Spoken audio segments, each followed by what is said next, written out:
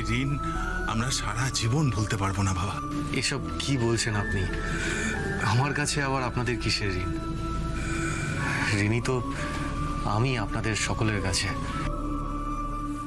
যাদের জন্যে আমার ছবি দিনের পর দিন ব্লকবাস্টার হয়েছে, যারা আমার ছবি দর্শকদের কাছে সুষ্ঠুভাবে পৌঁছে দিয়েছে বলেই আজ আমি সুপারস্টার সাক্ষ্যজিৎ হতে পেরেছি। আমি তো তাদের কাছে, মানে আপনাদের সকলের কাছে ঋণী, আর সেই ঋণের একটুখানি শোধ করলাম মাত্র, ব্যাস। না না বাবা, হলের এই সামান্য মাত্র চাকরি, এটাও যে জীবনের একটা বড় কাজ। আর জীবন যে এর জন্য এত বড় উপহার দেবে, সে তোমার সঙ্গে দেখা না হলে আমরা কিছুতেই বুঝতে পারতাম না।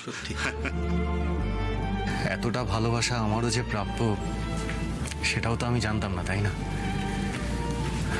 আরশি না থাকলে যে এমন হাতে গরমে সেটা প্রমাণ পেতাম না। থ্যাংক ইউ আরশি।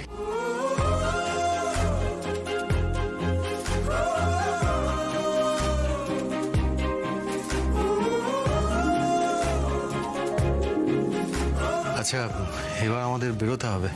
ও হ্যাঁ হ্যাঁ, চলুন স্যার। ও বাড়ির সবাই নিশ্চয়ই খুব চিন্তা করছে। মা, এবার বেরোই, বুঝলে? বেরোয় কি রে? সাক্ষ্যকে না খাইয়ে আজকে আমি কিছুতেই ছাড়বো না। শুধু তুমি খাওয়াবে নাকি? আমাদের জামাইকে আজ আমরা সকলে খাওয়াবো। হ্যাঁ, কিন্তু আমি তো রান্না বান্না করে রেখেছি। আরে বাবা, তাতে কি হয়েছে? তোমার জামাই, তুমি তো সারা জীবনই জামাই আদর করে ওকে খাওয়ানোর সুযোগ পাবে। কিন্তু যার জন্য আমাদের সংসারে আবার হাঁড়ি চললো, তার মুখে অন্ন তুলে না দিয়ে আজ তো আমরা ছাড়বো না বৌদি।